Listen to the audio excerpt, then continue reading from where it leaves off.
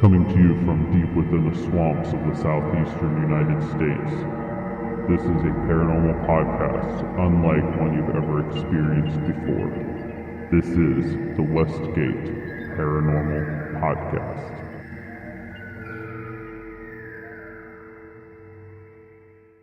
Hello, everyone, and welcome to another episode of the Westgate Paranormal Podcast. Today is Thursday, November the 1st, 2018, and I am your host, Eric. And I'm Amanda. And thank you for tuning in again with us tonight on yet another podcast. Tonight, we're going to be talking about a lot of different topics, I think, kind of jumping around a little bit. We do have some things in mind, but we'll just see where the night takes us also. We've had a lot happen recently as far as our recent investigation in Savannah on the 14th of this month. So a couple weeks ago. Yeah. And we just had Halloween, Samhain, however you want to say it, just passed us yesterday. And we did some interesting sessions last night with Echovox and some EVP sessions and things like that. So, that's definitely what I want to talk about first. Cool. For okay. sure. Yeah.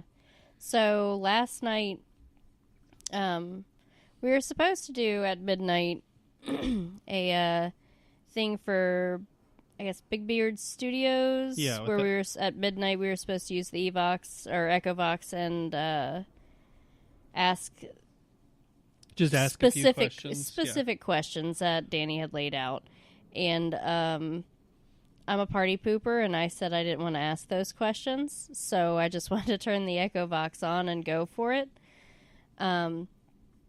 We set up in our bedroom, which, I don't recommend if you're not comfortable using the Echovox, because it can definitely be a little uncomfortable when you start hearing stuff and realizing that you are sitting in your bedroom. Yes. But something happened last night on the Echovox that, out of all of the times that you've used it, we've used it in different buildings and different places. Even at home we've used it and never had anything happen before. But last night we got chanting. Yeah. Yeah, it was really strange. It was something I had not experienced before. I did. There is an Echovox users group on Facebook for people who use the Echovox systems. And I asked about it on there, and Danny, the creator of Echovox, actually said that, yes, other people have had instances of this chanting. He said he had talked about it in one of his recent live video streams on Facebook. I have to admit, I have not caught up on all the videos lately, and so I've got to go back and kind of figure out which one he was talking about. Simply because I never experienced that before. Yeah, and we did record it. Yeah, we did record it. We haven't listened to it yet, but we'll get it up for you guys whenever we... Yeah. Yeah, we did a quite a long session, so... Yeah, I think it was like 25, 30 minutes, something like that. Yeah. So there's a lot to go through there. We were kind of just letting it see where it was going to go, being Halloween night and all that sort of thing.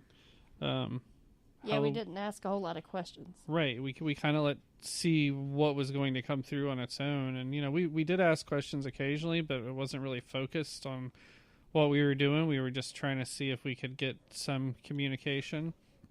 And so it was just weird, just the fact that, we got that chanting in there like that. So yeah, because it at the point where we actually get it, we weren't asking any questions, but I noticed during the Echovox session that we were doing, like, it was really talkative, and then all of a sudden it almost went completely silent, like, right. Where there was nothing. Like, it wasn't like a gradual ending. It just, like, it was a lot of talking, and then there was nothing, and then it sounds like, I mean, it's a handful of voices. I would say anywhere from like 3 to maybe 5, it sounds like, at some point. And when we were listening to it, live, you can't really make out what's being said, but you can tell that everything that's being said is said in unison, which really tripped me out. Right, because they don't normally sync up like that, because the way Echovox is set up, it's so many thousands of just fragmented phonetic sounds and different things that, they'll, depending on the sweep speed you have, how fast or slow you have it going, they'll interact with each other, right? To create words. And almost like we've said in the past, it's a lot of times when we're doing these sessions, it's almost like we're eavesdropping, that they're kind of talking back and forth and we're just hearing them. Yeah, absolutely. I really think that a lot of times it is them having their own conversations, which is kind of like what we were doing last night. We were being creepy and we were eavesdropping. Yeah, exactly. We were just kind of seeing what was coming through on Halloween night. But before that started, we were getting things like, I know we heard danger and caution and warning like a couple of times, probably like 10 minutes before we actually got the chanting. And it wasn't anything that I was worried about. I don't know.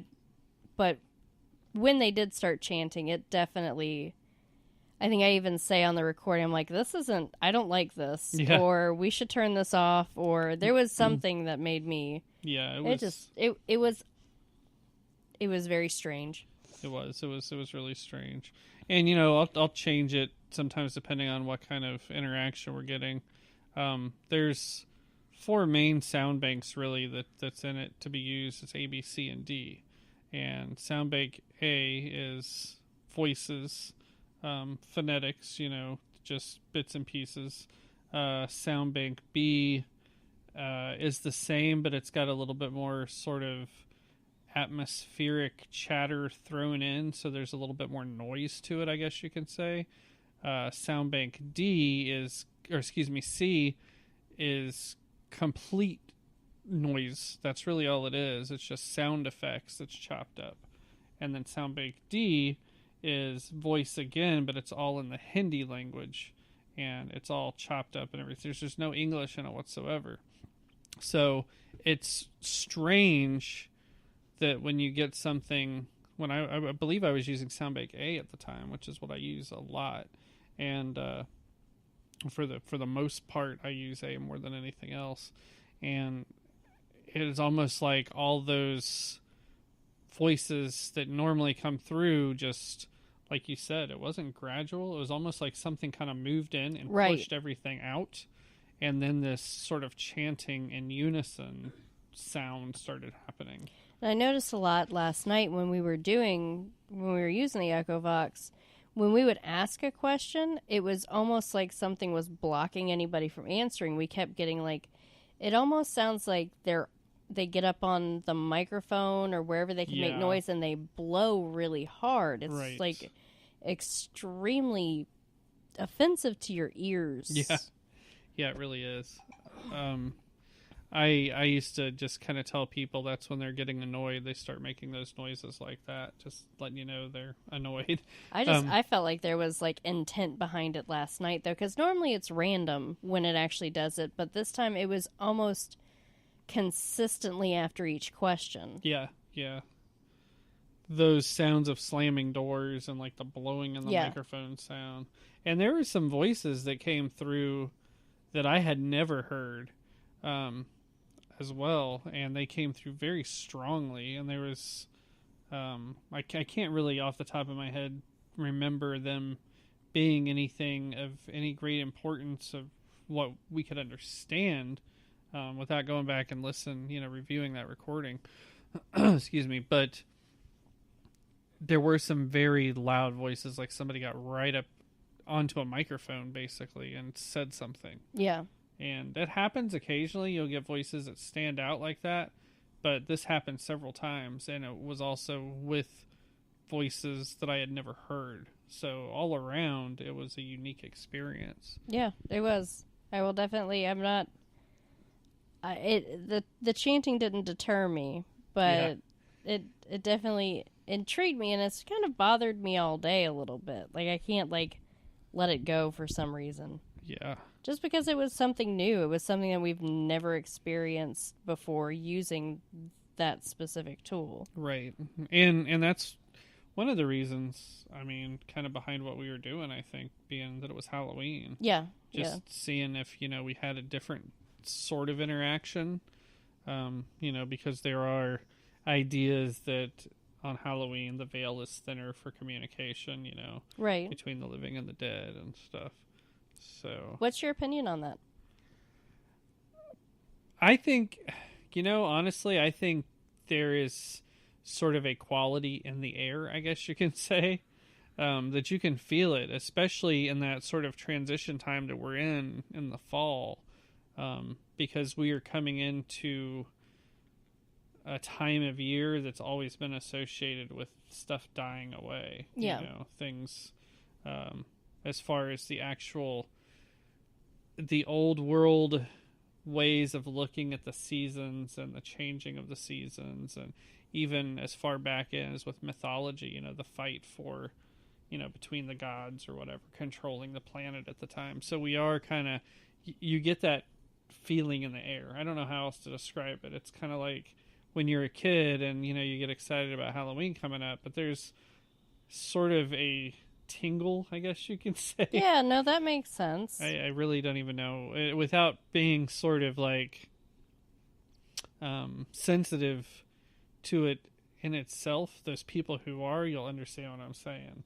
Yeah. You can feel a shift that happens around this time of year. Yeah, I feel like it's normally maybe about a week and a half before Halloween is when it kind of really starts to feel that way. I get excited anytime, like, when October 1st hits, I get excited. Yeah, this is my favorite time of the year. Yeah, so. because I get to go, like, interior decorating shopping and, for the rest of the year. But yeah, all the Halloween stuff is our normal decor. Yeah. But I feel like the dogs are more sensitive around this time, and for about a week after, normally, like, they've been very, very high strung for the past few weeks, and honestly, that's a little bit on why we haven't done many podcasts, is because of how unbelievably high strung, and we've had things happening more and more in the house. Yeah. And I think that's why, like, I do believe that, the quote-unquote veil is thinner, but I feel like so much happens on a regular basis around here that, like... It's hard to tell. Yeah. Yeah, it really is. It is. Like, when you're kind of in the midst of it all the time, it's hard to tell when there's sort of a change one way or the other, because we spend, from day to day... involved in the paranormal in some way. Yeah. I mean, even if it's just something as simple as us binge watching horror movies, Yeah, which we're out of them, by the way. Yeah, if anybody has any good recommendations. I wish you luck on finding us one that we have not seen. We'll put it that way. It's really hard to ask because people go down a list from like, seen it. Yep. So, when you were a kid, what was the first horror movie you remember actually, like, scaring the crap out of you? First horror movie that scared the crap out of me. Well, when I grew up as a kid, my first movies that I really remember seeing were horror movies at the theater. And as I was old enough to go, I believe the Amityville Horror really is what really got me. Now, the original, yeah. The Exorcist scared the hell out of me. But it came out actually a year before I was born, 1973. Right. But I did see it as a kid and saw it at a theater, even though it had been released, before I was born. They did re-showings of it every once in a while in theaters. So, I was still a little kid. And we had seen that in the theaters. Those were probably two of the most impactful movies I can really remember, especially with Amityville being the first one that I really remember going and seeing as a kid. That I was already afraid of everything anyway that was happening in the dark when I was a kid. So seeing that people lived in a place like this, right? And now that's the only place you want to live. Yeah, and it's kind of like, you get to that point and you're like, oh, yeah, now I want to be in a place like that. So, but yeah, I think Amityville Horror really set the mark for me, and The Exorcist. Still, when they came out with the re-release of The Exorcist, with the edited clips that were put back in, I never thought that I could be kind of creeped out by it again because I'd seen it so many times. Right. Not in the way that I was originally creeped out until I saw that crazy backwards crab walk down the stairs scene from the the cutting room floor that had been put back in. So I think my big first one, like, my parents didn't stop me from watching anything. If I had a TV in my bedroom, we had HBO, we had like all of that. So Yeah. I mean, I got to freely watch whatever I wanted to. But I think the first movie that actually really genuinely scared me and still does to this day is The Omen. I think I saw that when I was like 9. yeah. It definitely turned me off from wanting children. I still don't want children. And when I am in Orlando, like if I go to like Universal or Islands of Adventure, if I hear a British kid talking, it scares the shit out of me. Oh yes. Because I can vouch for that. I always just think Damien. Yeah. And like it's funny because in my head that's like the one name I will never name an animal. We had an outdoor cat named Captain Howdy. Yep. Jody doesn't bother me from Amityville, like none of that, but the name Damien it just sends personal like pee my pants signals to my brain. I don't know. That was definitely the first one that really scared me, and I think the second one that I remember watching, and I still have a hard time watching it to this day, and I know it's stupid, but it genuinely scared the shit out of me, was Evil Dead. Yeah. The first one. Like, there was something so different about that movie that brought up so much fear. Yeah. Being in the woods, that's horrifying to me. Being in the woods at night, so much worse. And then being in a creepy cabin. In the woods. Woods. With a book bound in human flesh. Right. Right. I remember that really scaring me. And I remember just like actually being scared of the dark or weird noises after that specific movie for some reason. And I know it's funny, like Evil Dead 1 and 2 and Army of Darkness. Army of Darkness is hilarious. Like, none of them are technically scary movies. I just feel like the way that Sam Raimi did those movies, I think he had to have a comedic element to it to lighten it. Because of everything that he did in that movie. Like, I'm weird. Like, it goes back to the chanting. Any movie with chanting in it, like droning chanting, scares me. It's kind of... I was raised in the Catholic Church. That shit scares me. Because it's almost the same thing to me. Yeah, that's why Latin is a dead language. Yeah. It's used for raising the dead. So, I don't know. I think those were my two big ones. When it comes to horror movies, I think, I mean, obviously everybody was scared of Jaws at one point in time, but I don't feel like that's, to me, I don't call that a horror movie. Yeah, neither do I. It is horrifying. It was a suspenseful marine biology film. Yes. And like, looking back at those horror movies now as an adult, like, as a kid, that's what, like, really sucked me in, I think, more than anything. I saw Damien and I heard the chanting, and to me it was like, I want to be like Damien. No, that's horrifying. I saw the Amityville Horror, and to me I was like, one day I want to live in a place like that. And then, with the Exorcist, I'm like, this is just way too cool. I want to sell my soul to the devil. I think that with those horror movies and actually bringing genuine horror, I think that the reason why those movies still scare me is because they didn't do so many stupid special effects to try to, like, make it unrealistic. Like, they really relied on makeup and, like, with Evil Dead, makeup and Exorcist. But with, like, The Omen, it's the unknown, and it's children, and children are supposed to be innocent. And it kind of goes back to, like, Rosemary's Baby. Mm-hmm. Where with Rosemary's Baby, like, it's literally the spawn of Satan as well, but she carried it, unlike Damien, who was adopted into the family. Like, and I think that just brings, like, this uneasy feeling to people. It's kind of like The Strangers. Yeah. The Strangers in itself horrified me because it was one of those instances where it could happen to anybody. And I know that, like, Omen is a little different than that because, like, we're talking about serious people and real people with the strangers.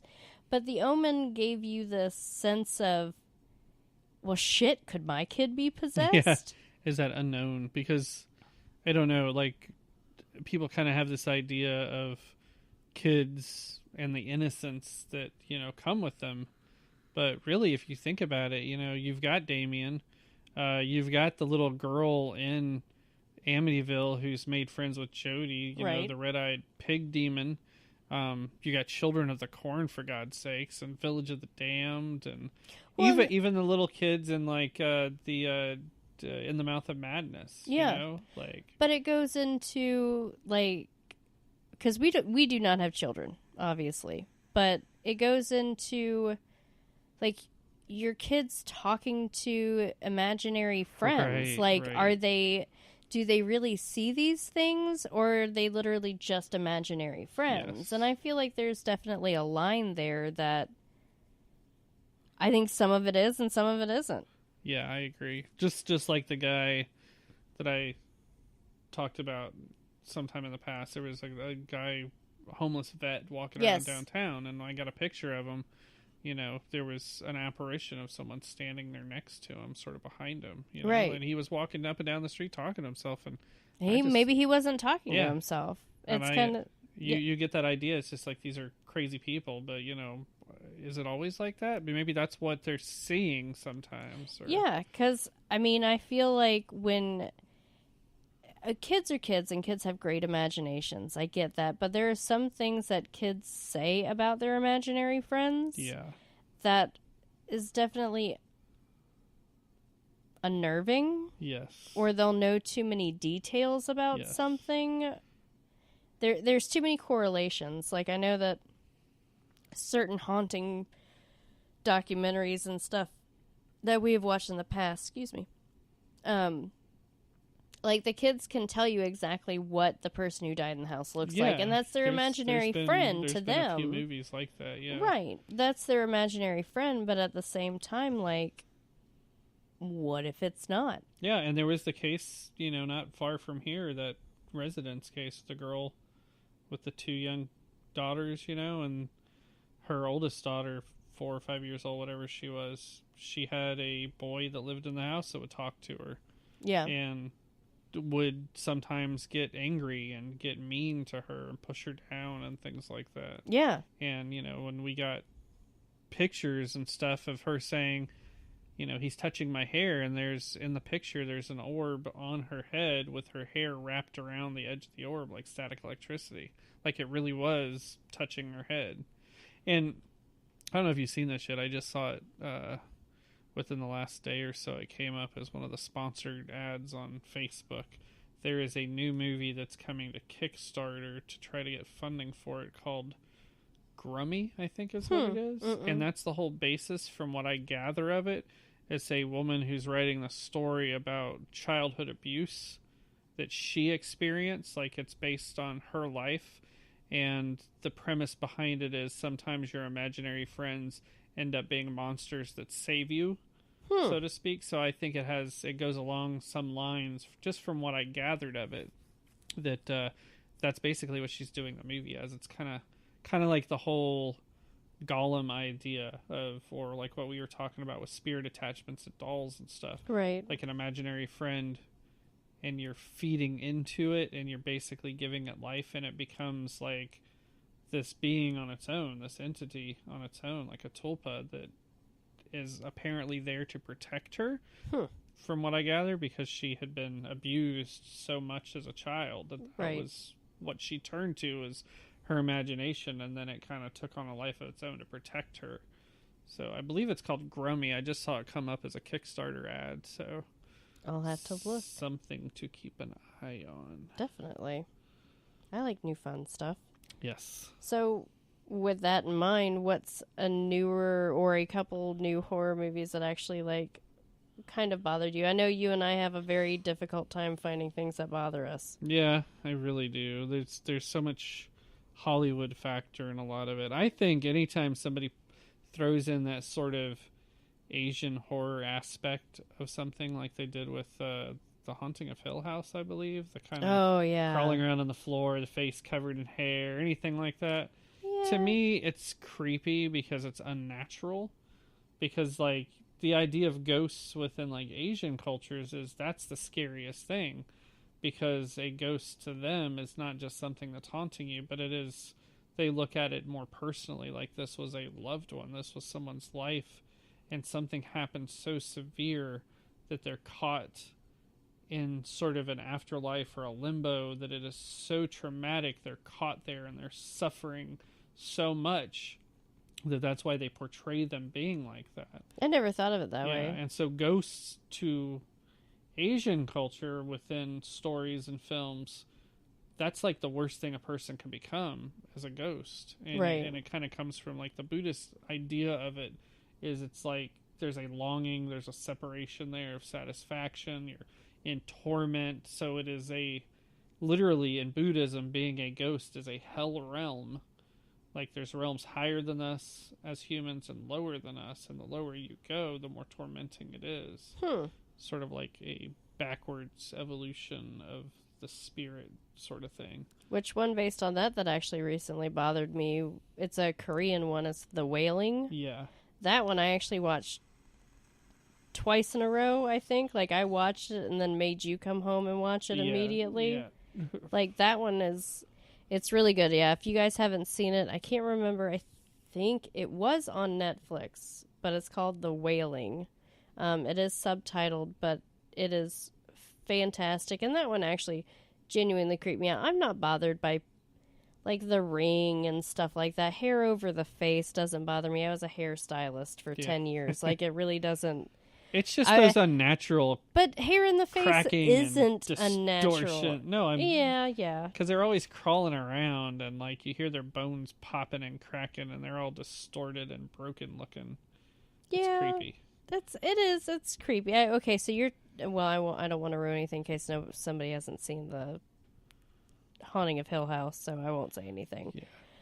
But it's like the idea of waking up and seeing someone crawling across your ceiling and looking down no, at okay, you, yeah, know what I mean? that's unnerving. Yeah, the whole, like, up the corner of a wall and on the ceiling, like, that stuff, like, that's troublesome. Yes. Slightly. Troublesome. It slightly unnerves me.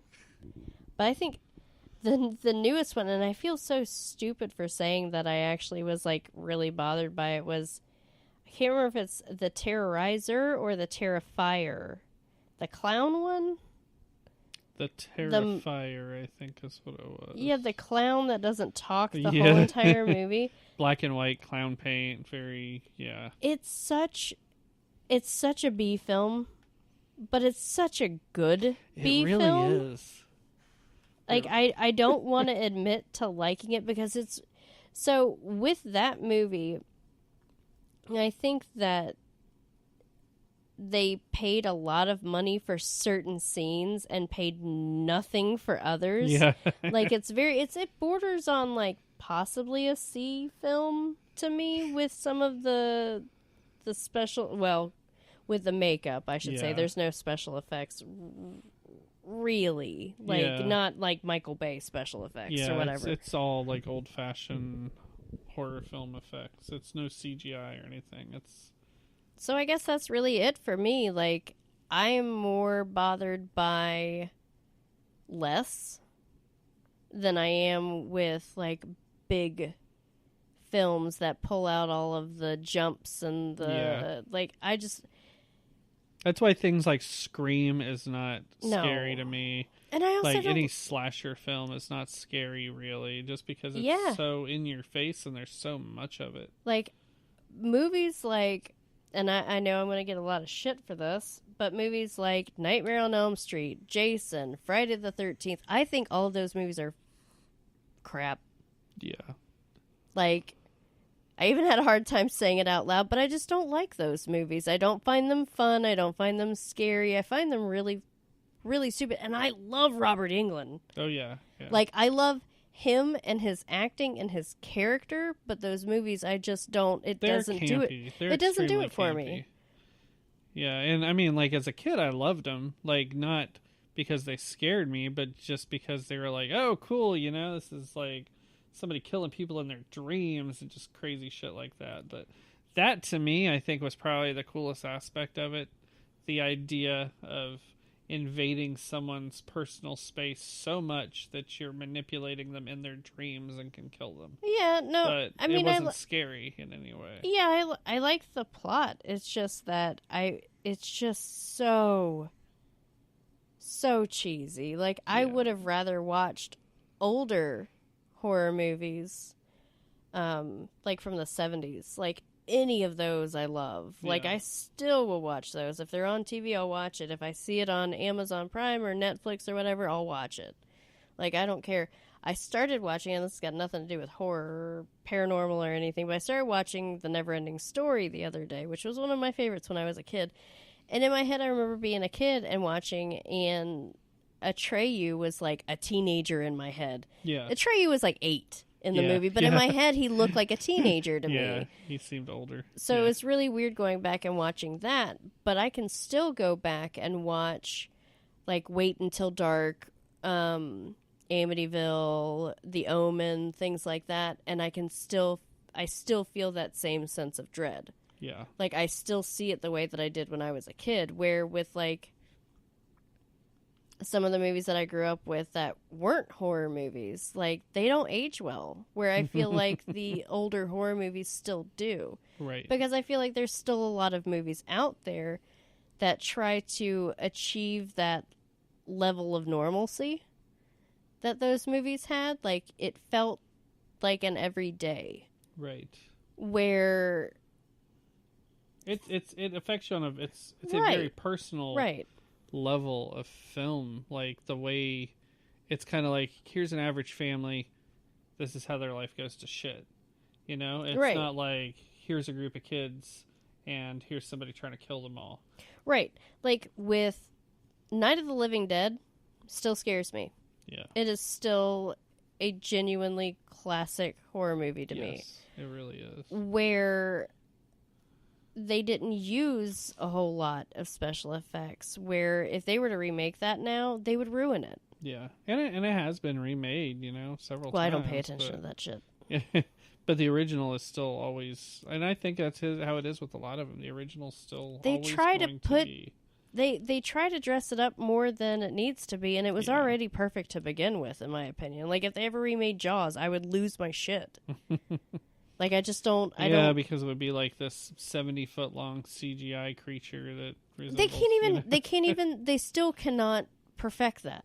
Yeah. They all still look fake as shit. Yeah. So just leave it alone, and until you train a great white shark to act on camera, leave it alone. That's all I'm saying. Because you're not going... It's not going to be any better. They're not going to do any graphics that are better than Bruce. Yeah, that's true. Like, they're just... They're not. Like, and I know that sounds dumb because Bruce... If you see him in real life, you know, because they have him in Orlando, it's awful. Yeah, it really is. But I don't feel like the graphics, like even with Meg or, was it Open Water 14 or, you know, 47 meters down. Yeah. Like, they're good, but I don't think that they've improved far enough to make me more scared of a remake than I am of the original. That, and they don't have any of my boyfriends in the if they did remade it, because you can't do it. You can't do it without the original cast. I don't think that you can. I don't think that there's any actors out there that are any better. Yeah, I mean, it sets a precedent when you have a classic film like any of those.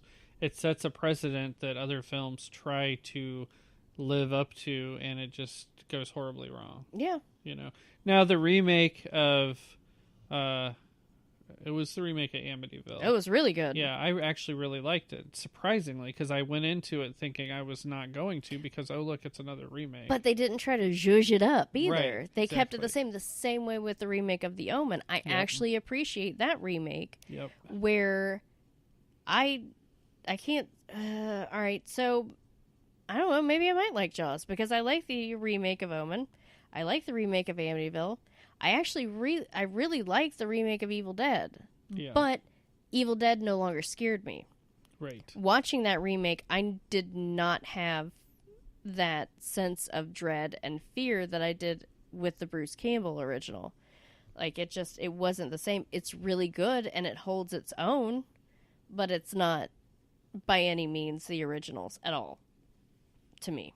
Yeah, I agree. And it's really hard once you have that initial feeling from something to ever kind of regain that scared feeling again. And that's I think what it is with me, especially with horror movies. I'm always looking for that feeling that I got when I was a kid, and I've never found anything that can really elicit that anymore. And there's very few movies that we watch now where I go somewhere and I'm like, I don't know if I'm comfortable doing it. Like, I remember being a teenager and going with my friend Mandy to Mistletoe, Georgia, and getting a cabin, like with her and her family. Yeah. And I remember pulling up to that cabin, and it was a gorgeous cabin. It was not Evil Dead cabin. Right. And it still unnerved me. It's the same way with going to the beach. Like, it still unnerves me. I'm a huge fan of sharks. I'm completely obsessed with them. But that's where I really feel horror movies cross that line to stick. Yeah. Where you can go somewhere like a cabin in the woods and literally be unnerved because you remember scenes from the Evil Dead, so you run up the flight of stairs, or you run down, or, after watching the movie, if I have to turn on every light in the house to go to the bathroom, or, things like that's where you make it memorable for me. Yes. But I think that's definitely the big thing. It's like, I look at pictures of the Amityville house and I get creeped out, even though we had a discussion about it a few podcasts ago. Like, there's probably literally nothing there because no other homeowners have had that issue. Right. But, like, you look at that house, and because it is a real house, it still scares the shit out of you. Yeah. Like, the Pet Cemetery house that they filmed at went up for sale. Right. And there's no nothing special about it. It's literally just the house that they filmed the whole entire thing at. It scares the shit out of me. But I'm also like you. I'm like, let's go fucking buy it. Yeah. Like, even though there's nothing to it, I'm still like, oh my God, we've got to buy this house. It's amazing. That's when I see those old houses like that, especially the old Victorian houses, that's my thought. And I remember that a lot. Like, when I was a kid in the Midwest, there are so many abandoned farmhouses. Yeah, but the Midwest is all haunted. Yeah, I agree. Like, literally, the whole entire Midwest is haunted. I agree. But they always had that sort of feeling. And anytime I saw them, they would be like this old abandoned farmhouse out in the middle of a field. Somebody hadn't lived in, 75 years or something, fallen apart. And my first thought was, I really want to go in that house, I feel like Indiana could really make a killing in the film industry if they just, like, listed every abandoned house that they had up for filming. No kidding. But it's because those houses and those farms and those communities, they're kind of... I mean, there's a lot of, like, haunting issues with them. No, there really is. There most definitely is. I mean, like, I can't think of a place that I lived up there that didn't have some really overwhelming activity or feeling associated with it. Because they're also remote, and the area is just so... It's like stepping back in the past with a lot of these places. But why? Why do you think it's like that, as opposed to, like... say Atlanta, Georgia being unbelievably haunted, or Sacramento? Like, why do you think that certain towns in Indiana or any place in the Midwest, because I feel like it's very specific towns. It really, and I think a lot of it has to do with the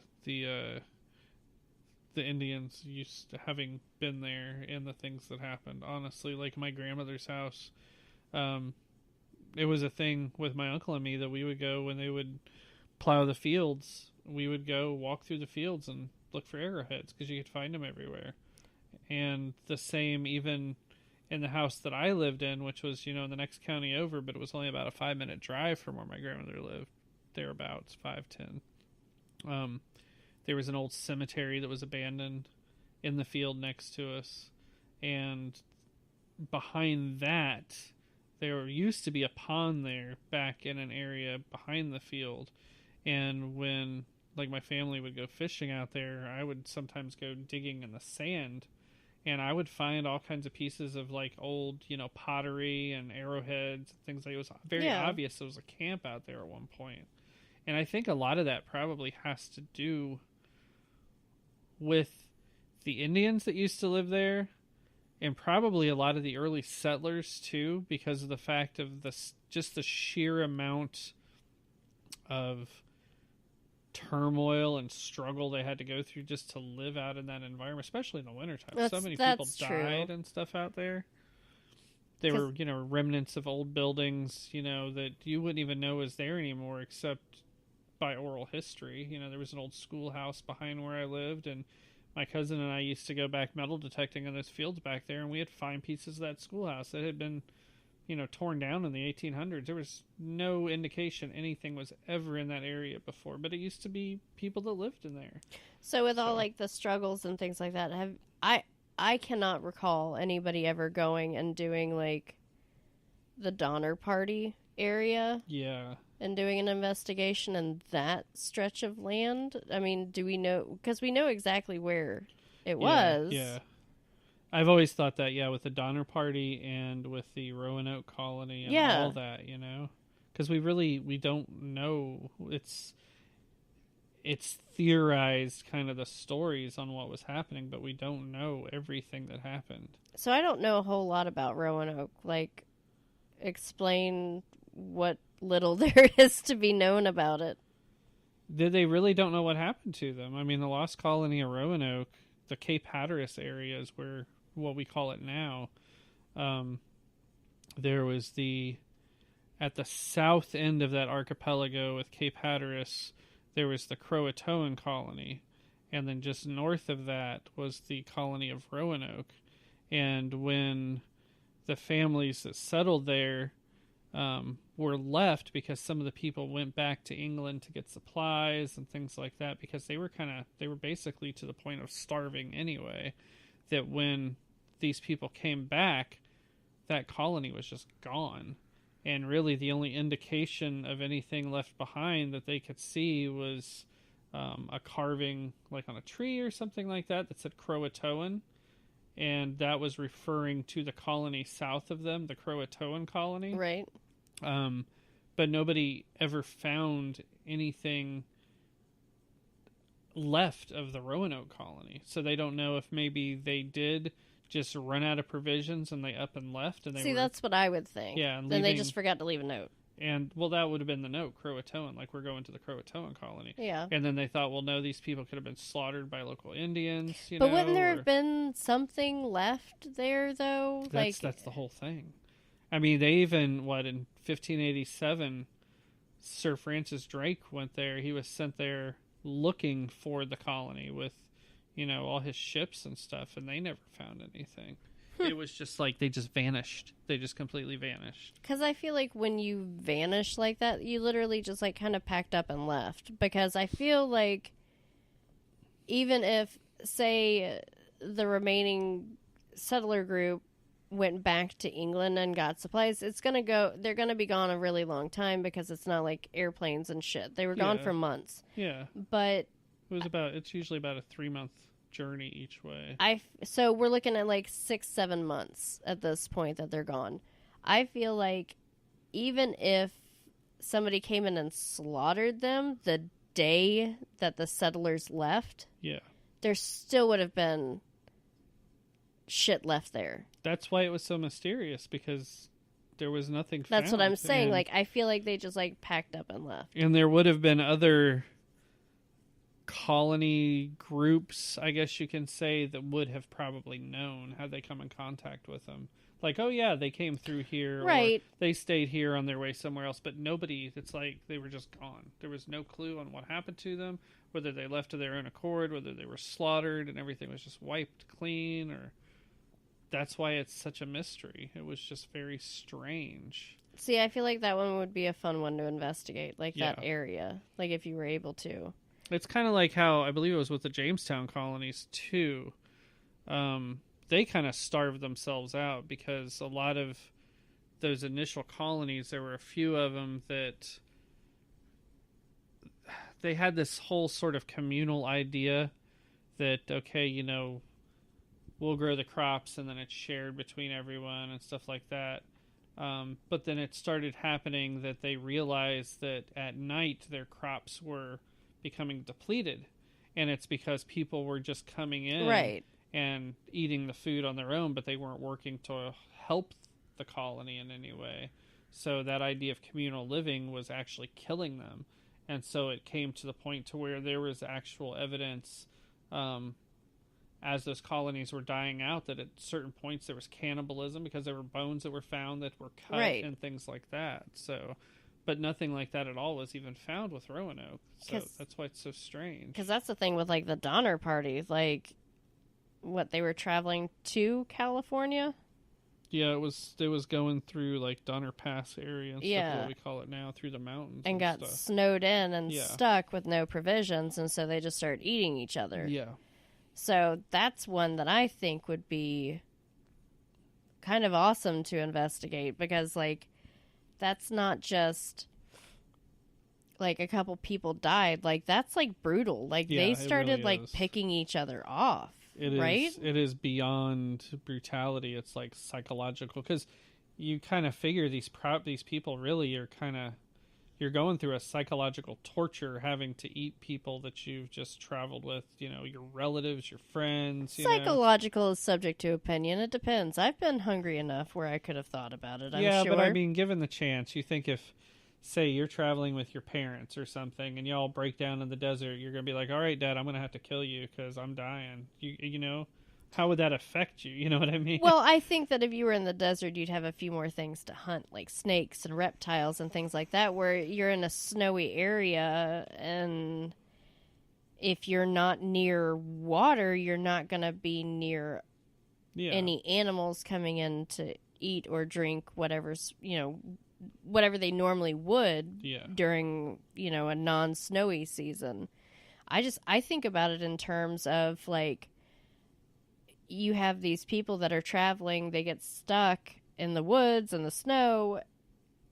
You're dealing with sickness too. It's not just, you know, like, oh, I'm kind of hungry, so let me gnaw on your foot. But, like, it's like, but you're ingesting sick people, so in turn, you're going to get sick. It's kind of why you don't eat something that's already dead. Right. And that's why a lot of countries within this modern era, a lot of countries that have had like headhunter tribes, cannibalism was an accepted thing. Right. And they weren't necessarily like what you picture, headhunters, you know, and going around just randomly killing people and eating them. It's like they didn't, it was very ritualized, that they actually had to enact laws to keep people from doing that, because they realized that these few remnant tribes that were still practicing it were actually becoming very sick with sort of like CJD, like mad cow disease for humans almost,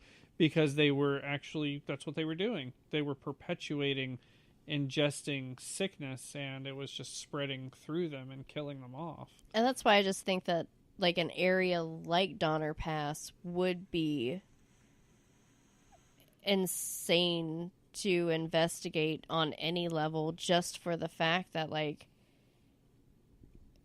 you have, like, a group of people who literally basically tortured themselves by getting stuck out there. Yeah. Like, in every way imaginable, not just, like, physically, but mentally, too. Like, it's like you said, like, I couldn't imagine, like, being stuck in the snow and my wagon is broken down, my animals die. You know, you can eat them. You know, you can shoot and eat the horses or the cattle or whatever, but after a certain point, if you're not out of there by that time, which would be damn near impossible in a mountain range. Yeah, very much.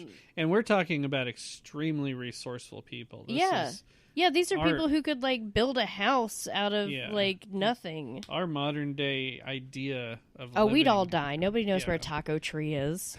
we have such a disconnect from that. You even watch like, Alone or Yeah. something like that, and in 2 weeks time they're down to absolutely nothing, and they've got camera crews with them and stuff. And you take that and put it back a couple hundred years ago when people were used to hunting for their own food, building their own houses, traveling in wagons, and building settlements, not just homes, exactly. towns, and then not having the ability to get out of your situation. Right. Because even to go to town, quote unquote, in certain situations, you took your wagon with you and you expected to stay gone several days just to go get a few bags of staple supplies. And, you're sleeping somewhere on the side of a path, because you may have to travel 20 miles with a wagon and a horse. Right. And it could be several days just to go there and back even. And these aren't, and the other thing is, it's not like the Donner Party wasn't armed. They had knives, they had guns, because, you had to when you traveled like that. There was no non-gun toting Yeah, you took a lot of settlers supplies with you, but then you expected you're going to have to find more as you go along, so... But I think of things in terms like that with, the Donner Pass, and it goes into, insane asylums and, prisons. That's why I think that places like prisons and insane asylums, you get the best or aggressive EVPs, or you get the most activity from those places. It's like a storehouse of just anguish. Yeah. Kind of. But, not all hauntings and things like that are negative. I don't want to dwell on it, but it's kind of, that's kind of what we're talking about tonight. But I feel like you get more activity from the negative than you do from the positive. Right. Because, I agree. If you look at it in, the cultural aspect of, the Asian culture with ghosts and being stuck, I think that even, a good ghost is still a frustrated ghost or spirit, know, because they're still stuck here. Because I don't feel like everyone is stuck here. God, that'd be hell. Mm-hmm. I don't want to be stuck here forever unless I actually get to really haunt people. Yeah, I don't really think we can't. I don't even know. It's really hard to comprehend that state of mind. It's almost like you're traveling in your car and you are a person that nothing can touch. You're always a happy person. Everybody's known somebody that's always kind of in a good mood. No matter what happens, they can kind of brush stuff off. But say you're alone, you're driving in your car, and you're out in the middle of nowhere, and suddenly you get stranded. And you start, hour by hour, realizing the desperation of your situation. The anxiety starts to build, and you're like, this is a life or death situation sort of thing. And what are you going to do? No one's coming around. You don't have anything to take care of yourself with because you didn't plan on this happening. Right. It's kind of like, take that to the most extreme you can think of, and then keep it there. Yeah. Forever. You know what I mean? It's like you're stuck in this state of oh my God, what am I going to do? What am I going to do? What am I going to do? And there's no way out of it. So it's scary. Or just take an average person during rush hour traffic here in Jacksonville and put them on the interstate, and you'll see them turn into a monster real quick. Oh my God. Yeah, no. I would honestly be really scared if something were to happen and the electrical grid went down in the United States. Yeah. We would all lose our shit. I mean, you see it in any natural disaster. Society breaks down really quick. I mean, look at Katrina. Yeah, that's a perfect example. You take average people and you throw them together in a situation where they don't have control over what's going on, and people start getting raped and murdered and things getting burnt down and destroyed, and it's it just dissolves. Boom, just like that. And it's what do you do? There's not a whole lot you can do to kind of stop that. So if you're talking about somebody who has died in a situation that's so dire that they're kind of in that traumatic event that causes them to die, and they're just sort of stuck in that state of mind, so to speak. Yeah, I guess it really wouldn't matter how positive of a person that they were. Like, if your last day or so was spent in turmoil, Yeah. I would imagine that would kind of... It's a horrifying thought. It really is.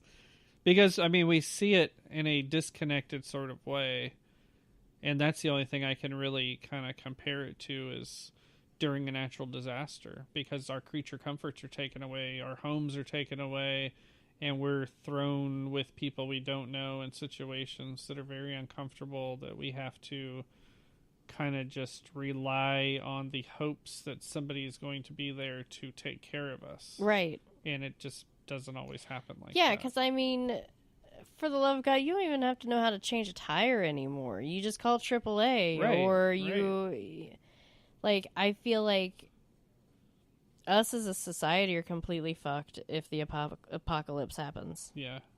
I mean, you have people that, have a prepper mindset that prepare for things and hopefully can make the best of a bad situation. Right, but it's still a bad situation. It is still a bad situation. And then those people who are preparing for, and I'm not even going to say like, a nuclear holocaust. These people are literally just, well, what if something happens and I have to take care of myself for a while and I don't have electricity, to have a supply of provisions or something like that. And then the outside world looks at them like doomsday preppers and they're instantly crazy. But if we don't... But those are the first people that are also robbed and killed for the things that they have because they did prepare for those things. Yeah. I mean, it very well can be. Because, if taking it to the level that you would like to, where you have a bunker and people don't know you're there and stuff, right? Then you're obviously a lunatic fringe of society. But person. those are That's like how it's looked at. Those are the crazy people with a lot of money, like the general population does not have that ability. Right, it's true. But I feel like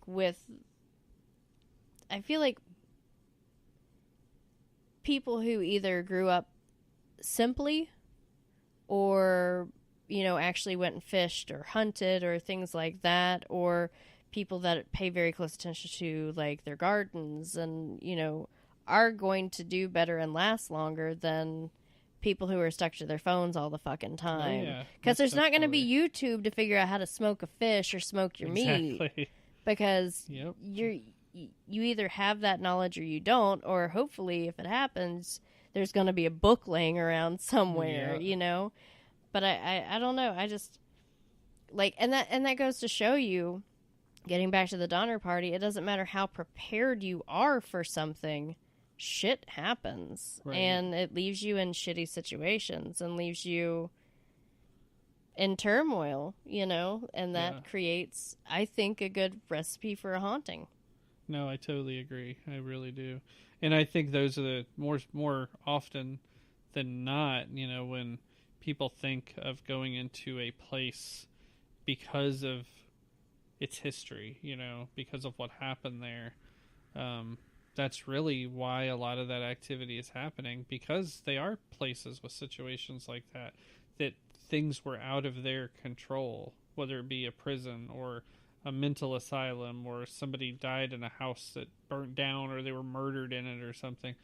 Those places that have the most negative impact always seem to have the most activity. Right. It's like this energy is just there, and it's almost like a magnet that it's attracting other energies like that, kind of. See, I kind of feel like, say you're really happy, you're giving out hugs, you're telling everybody hi, that gives out a positive vibe, but that positive vibe doesn't last very long, because say someone comes in and slams the door on your foot, you're negative the rest of the day. And I feel like negative energy is way more powerful than positive. And that's why you've got to be more positive than negative. But that's how I feel like, say you're in a house and there's one or two things in here and you're a couple and you start fighting and you start to hear more things. I feel like you're feeding that air with more energy, and it's negative, and that's what they have to feed off of, and so therefore they're able to in turn have more energy or strength or whatever to cause harm if they wanted to. Yeah, it's there for them to kind of feed off of. I mean, because a lot of people can feel it when you go into a room where, you know, an argument is taking place. Absolutely. Even if those people are there, you can feel that. That's the whole, the air's so thick you could cut it type of thing. The tension. Absolutely. That's there. It does leave its mark. But I forgot what I was gonna say about that. Sorry. But no, it goes into say that you've got a really happy couple and they move into a house that has had negative things happen to it, therefore it's got the negative energy, therefore it has attracted something to the house. And you're positive and you go in, that feeling in that house goes on to you. Because I've heard stories of people like, oh, they were really nice, and then they've moved in this house, and they're a total turd now, you know? Like, and it's not even about, like, having a haunted house or they're possessed or anything, but, like, that energy of that house has rubbed off on them, and now they're negative Nancy or whatever. Exactly. I mean, that played out really well with the story of Jay Anson in Amityville. Yeah. You saw his decline real quick. And he wasn't possessed. It was affecting him. And there's all kinds of stories like that, like about people going into a place and, because of the things that have happened there in the past, relationships do not flourish there. Right. People always like end up, you know, in short-lived relationships because of fighting. And, or people just don't stay there very long at all, period. Right. So that was like the house that I used to live in, you know. When we first moved there was all kinds of crazy crap. And stuff happened the whole time we owned that house for years and years. And then we went to try and sell it. And the people stayed there a few months and then left. And they're just like, you know, we don't want to have anything to do with the place. Yeah. And so, you know, we took the house back, we moved back into it and everything like that, and things continue to happen. You know, you sort of experience that on your own going over there. Just hate the feeling that house you get from going to the property, you know. I only went in that house one time, and that was more than enough, and it took a lot for you to get me in that house because I wouldn't get out of my car the first few times I went over there. It was a scary place. I mean, the things that happened, like everybody that lived there had experienced seeing apparitions of some sort. Our dogs used to go crazy, barking, you know, at our sliding glass door looking into the backyard. Right. And, you know, I saw a reflection of someone standing in the window when I got up to go tell the dog to get away from the window. Just all sorts of crazy stuff happened there. Things would run through the yard at night like they were barreling after you. You'd sound like a horse running after you. No thanks. Nothing like that. There was nothing there, you know? Yeah. So. No thanks. So I don't know. That was my real sort of Amityville house there without completely. I mean, and I lived there for years. So. Well, I know I've walked into places and been in a good mood, and by the time I'm out of there, and I'm not talking about Walmart, because I'm in a bad mood going there and leaving. Yeah. But, like, just places in general that we've either investigated, like, I've walked in, like, super psyched, and by the time I leave, I'm either, like, a nervous wreck, or I'm extremely angry. Yeah. You know, like... Well, even look at how it was this last time with Moon River. Like, we were there a few hours, you know, sure it was a drive, just a couple hours, and then, you know, we went to bed and everything, and then came back, but I felt drained for days after that. Even more so than the time before we went there. And, you know, investigations can be very draining on their own, but this was like, I felt like almost sick drained. I feel like Ryan felt the same way too, because Ryan, I haven't seen Ryan tired. Yeah. And everybody was talking about how tired and drained he seemed like he was too. I definitely think that we did get a lot with the Echo Box and things. Not a lot of we didn't get very many photos at all, but I feel like, you know, the EVPs and the Echo Box, we got a lot, so it was active. It just wasn't apparent until we got home, like exactly how unbelievably active it was. And we were getting lots of responses from names we had never associated with that place before, and they repeated themselves. Yes. Like Hazel was one of them. Yeah, what's your name? It would say Hazel, what's your name? Yeah. Hazel. And even that time when y'all were on the 3rd floor and I was on the 2nd floor at the monitors, and I was watching y'all on the monitors, I could hear you above me, in the room above me, because you can basically look through the floorboards. Yeah, you can see the light through the floorboards. Yeah, and I, in the room behind me, when I was watching the monitors, it sounded like somebody coughing there, and y'all heard that upstairs too. Well, I thought it was somebody downstairs. Yeah. That's how loud it was. And I thought it was somebody in the room behind me. So, but I mean, it was, there was a lot of activity there regardless, but it was different than it had been in the past. I agree. And it was very draining for some reason. I agree. But yeah, I think we've got that up on YouTube, right? To where they can hear some of the EVPs. Yeah, put on YouTube? it's just, I made it into a video. I put it up on YouTube, and I believe it's also shared on our Facebook page, Westgate Paranormal. I think so. Yeah. I'm not sure, though. So it's just a few clips from the Echovox session that I made into a video with pictures of the inside of Moon River Brewing Company from it. So, but yeah, I guess that's kind of it for tonight. You've got to go to work, so yep, I have a tour tonight. I'm looking at it now, and it's getting time for us to start wrapping up. We've already gone over an hour at this point, so how the time flies for the first time ever. Yeah. So, once again, I got a plug as we're ending. Just check us out on Facebook and on Instagram. Find us at Westgate Paranormal, all one word. And if you are in the Savannah, Georgia, or St. Augustine, Florida area, make sure to check out afterlifetours.net. I do the tours every night of the week except Mondays and Tuesdays right now. I do a tour at 8 p.m. and at 10:30 p.m. in St. Augustine, Florida.